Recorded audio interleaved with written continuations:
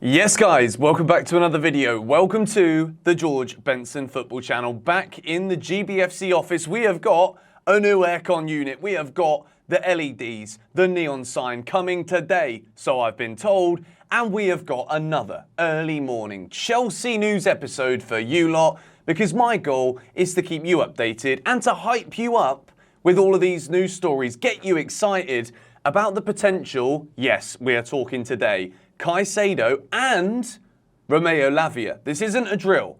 Chelsea are working on deals, separate deals for both players. And I'll tell you now, I for one think this could be the biggest double transfer swoop to complete a rebuild of a squad in the midfield ever in the history of the Premier League. If you agree with me, please hit the like button on today's video and subscribe to GBFC so that you don't miss anything, because we have got so much content coming your way today, tomorrow, and for the rest of this transfer window. I'm going to go live tonight. We're going to talk, watch a bit of football together. Not Chelsea today, but there'll also be a live stream tomorrow.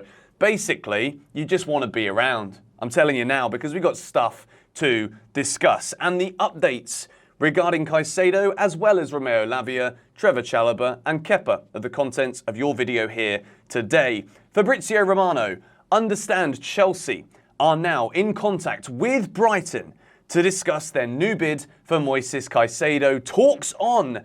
Liverpool prepared to walk away from the deal. This is massive, but the problem is Liverpool might well be prepared to walk away from this deal, but until they do, they are still going to be around, okay? If Chelsea come in with Brighton and during the negotiations, Chelsea come up with an idea as to how they want this fee to be paid over different kinds of instalments. Brighton have always tried to be fighting for the highest upfront payment, which is also why when Liverpool offered them more money yesterday, or 36 hours ago now, whatever it was, they accepted Liverpool. Chelsea didn't match it, but now that Caicedo has done the nitty-gritty, the dirty work to make sure that Chelsea are like, look, I really want to come to you. I want to be a Chelsea player. I agreed my terms with you in May, and I'm going to do what a lot of footballers don't do anymore. Be loyal to a club that's not even got him yet. This, for me, just is the biggest sales pitch I needed to justify any concerns I had, which I still do, about the price tag. But as I always say to you lot, it's not my money. I'm sure that Chelsea Football Club are undergoing their own due diligence process to ensure that whatever money we spend on Caicedo, potentially Lavia too, we're going to talk about that in a minute, it's all going to be done without a heavy sanction or fine coming our way, point deduction, whatever, from breaching charges and not adhering to the FFP rules. So, at the moment, Chelsea actively working on a deal to sign Brighton midfielder. Fee could be worth a British record, £115 million. Now that is a large sum of money, large sum of moolah to get your eyes feasted on a Saturday morning, isn't it? Chelsea looking to get the deal done in the coming hours. Let's also talk a little bit more here about Liverpool's potential when it comes to walking away.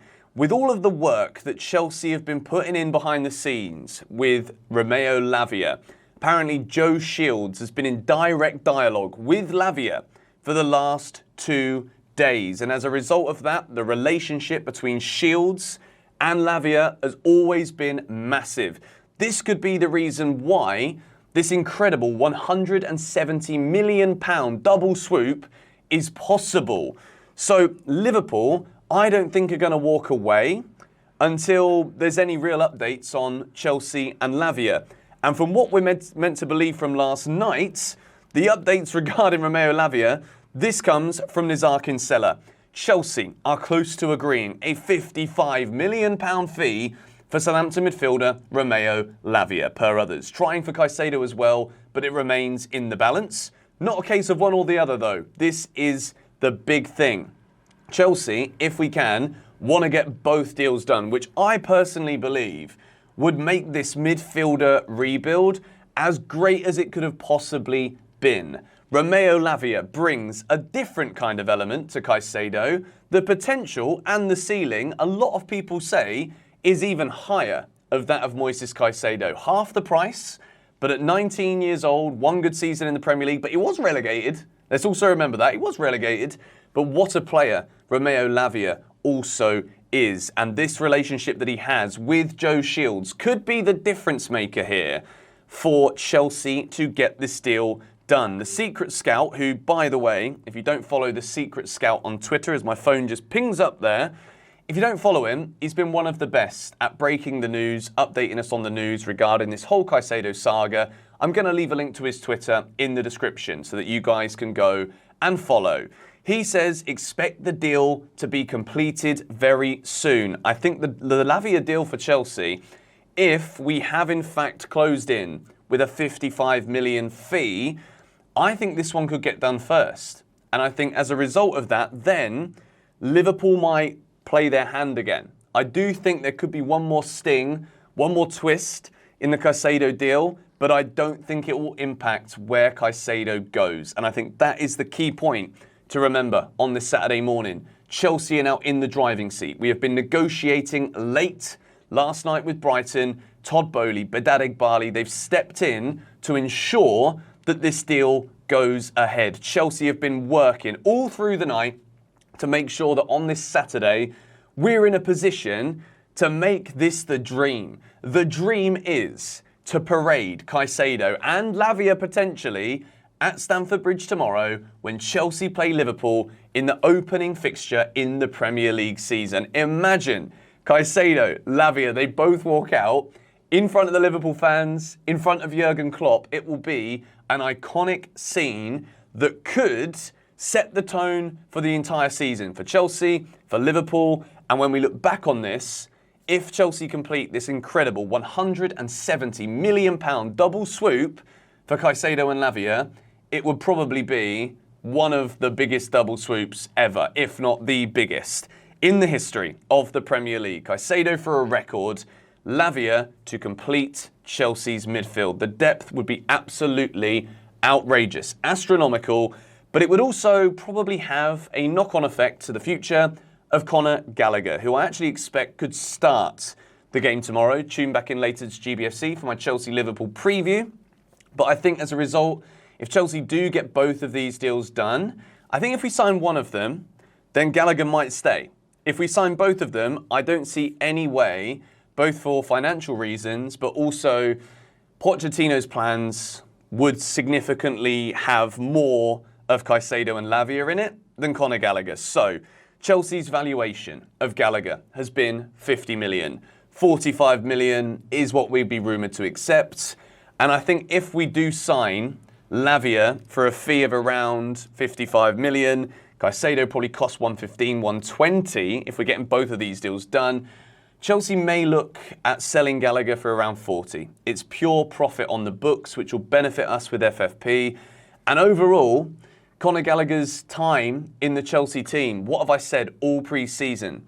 The issue I think with Gallagher is he's a really good player at multiple different things, but he is not elite as a defensive midfielder the way that Caicedo is. The ceiling of Lavia is higher, in my opinion, than Conor Gallagher. So, right now, Chelsea are dealing with both of these two players, and I expect the knock-on of all of this to be Gallagher will probably leave if it all goes through. And the next piece of news is Inter Milan are back in for Trevoh Chalobah, and Chelsea are looking for around 25 million euros.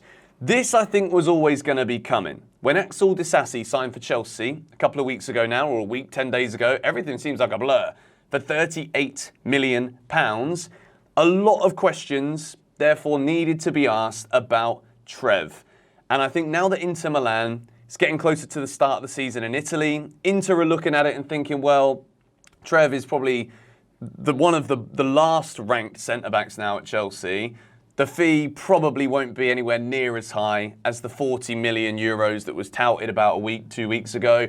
25 million. Again, Chelsea, they're going to have to do a lot of work here to balance these books. We have already made hundreds of millions this summer in player sales, which a lot of rival fans seem to forget. They're like, how have Chelsea managed to go about doing this? They're going to be in trouble.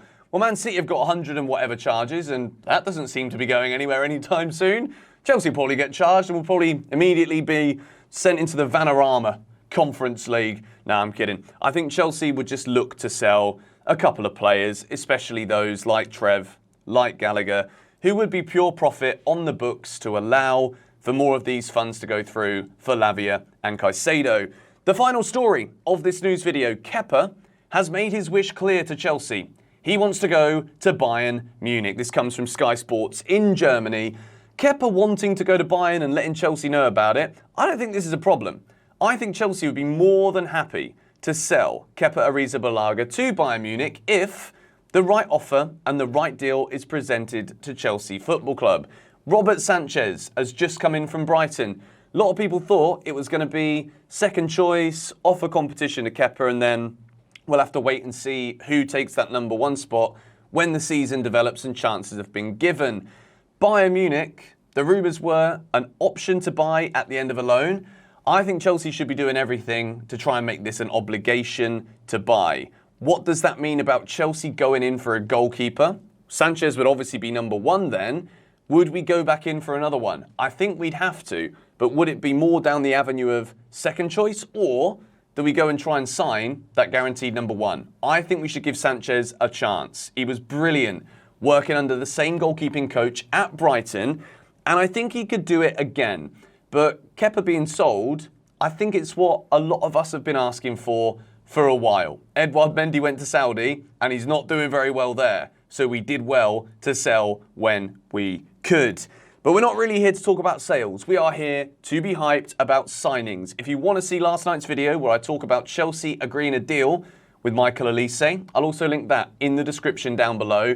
As I said earlier, subscribe, turn on the bell notifications, because we got live streams all weekend. We've got 6 Things We Learnt match reviews all weekend. We have got Chelsea news videos dropping. And I'm going to go live later today for a few hours, watching a bit of football and discussing all the updates with you about these Caicedo and Lavia and Elise deals. Thank you guys for watching. Come on, you Blues.